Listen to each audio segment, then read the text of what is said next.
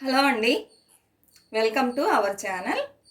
ఈరోజు అమ్మతో ప్రతిరోజులో మనం ఏం చూడబోతున్నామంటే ఇన్స్టెంట్ దోశ అండి. ఇది ఎలా రెడీ చేయాలి అని చూడబోతున్నాం. చాలా ఈజీ అండి, అలానే టేస్టీగా ఉంటుంది, హెల్దీ అయిన దోశ కూడా. వాటికి కావాల్సిన ఇంగ్రీడియంట్స్ అండి: ఒక గ్లాస్ బియ్యం, రైస్, ఆ తర్వాత దీంతో అన్నిట్లో హాఫ్ కప్పు తీసుకున్నానండి. ఈ పప్పులు ఏమేమంటే మినప్పప్పు, పచ్చిశనగపప్పు, కందిపప్పు, పెసరపప్పు అండి. వీటన్నిటినీ కలిపేసి మనం నానబెట్టుకోవాలి. మీకు ఎలా తెలుసుకోవాలంటే ఈ పప్పులన్నీ దీంతో ఈక్వల్ రేషియోలో తీసుకోవచ్చు. అన్నీ కొంచెం కొంచెం వేసి, ఒక గ్లాస్ రైస్ అంటే పప్పులు ఒక గ్లాస్ తీసుకోవచ్చు, ఇంకొంచెం ఎక్కువ కూడా 1.5 గ్లాస్ కూడా తీసుకోవచ్చు. పప్పులు ఎక్కువగా ఉంటే టేస్టీగా ఉంటుంది, లేకపోతే ఈక్వల్గా తీసుకోవచ్చు. ఇప్పుడు వీటిని మనం ఒక 4 అవర్స్ నానబెట్టుకోవాలండి. వీటన్నిటిని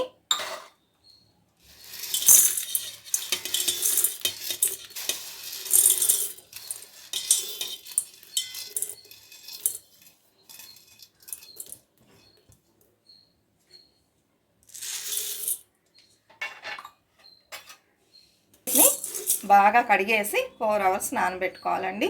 నానబెట్టుకున్న తర్వాత ఇంకొన్ని ఇంగ్రీడియంట్స్ దీనికి యాడ్ చేయాలి. అందుకే ఇది హెల్దీ దోశ అని చెప్పాను. ఇది నానిన తర్వాత రుబ్బేటప్పుడు అవేంటి అని చూద్దామండి.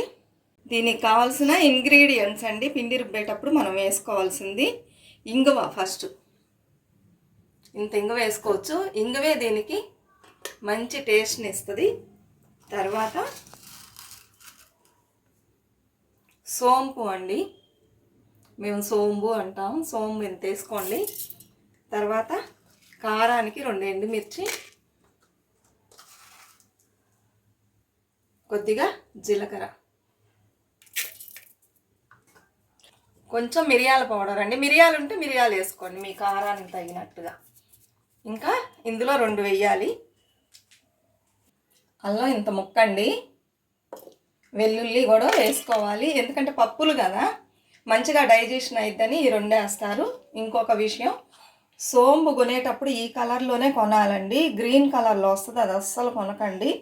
గ్రీన్ కలర్ అంటే కలర్ వేస్తారు, ఇట్లా వైట్గా ఉండాలి.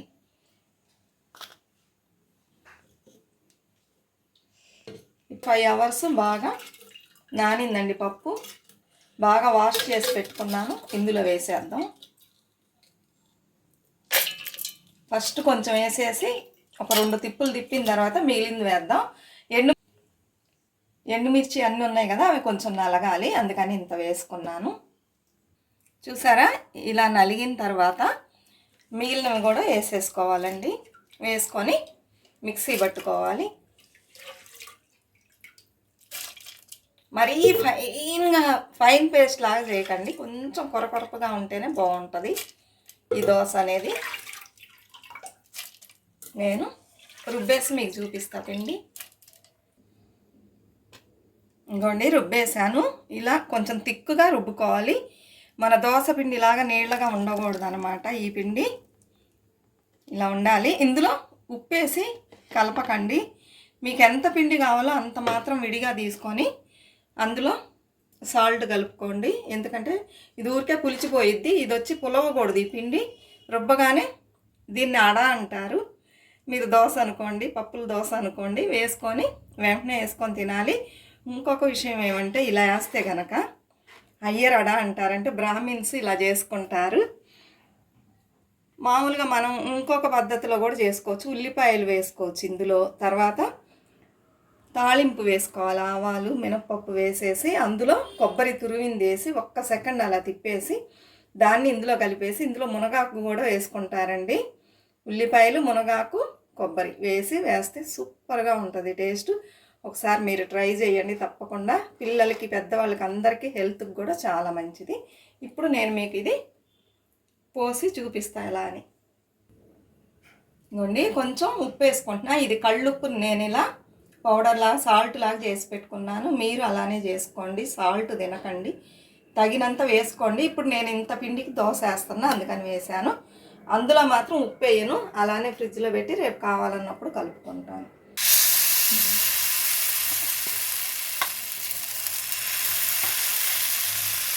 ఈ దోశ వచ్చి కొంచెం తిక్కుగా వేసుకోవాలండి, పల్చగా వేయకూడదు.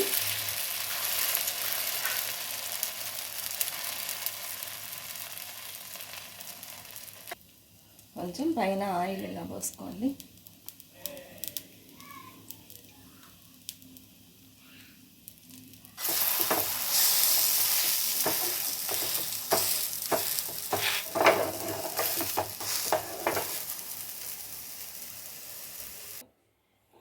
అంతేనండి, రెడీ అయింది. ఇది వచ్చి కొంచెం క్రిస్పీగా ఉండాలి, అప్పుడే టేస్టీగా ఉంటుంది. మీరు నేను చెప్పాను కదా ఇంకొక మెథడ్, ఉల్లిపాయలు, కొబ్బరి, కరివేపాకు కూడా తుంచేసుకోండి. మునగాకు ఇష్టం ఉంటే వేసుకోండి, లేకపోతే లేదు. అలా చేసుకొని తినండి. ఇంకా చట్నీ కూడా దీనికి అవసరం లేదు, ఇలానే తినొచ్చు. చాలా టేస్టీగా ఉంటుంది. ప్రతిరోజు నేను ఒక దోశ తింటానండి ఇది. ఈ వీడియో మీకు నచ్చినట్లయితే తప్పకుండా లైక్ ఇవ్వండి, సబ్స్క్రైబ్ చేసుకోండి, కమెంట్ పెట్టండి, షేర్ చేయండి. మరొక మంచి వీడియోతో మళ్ళీ కలుద్దాం. Bye friends.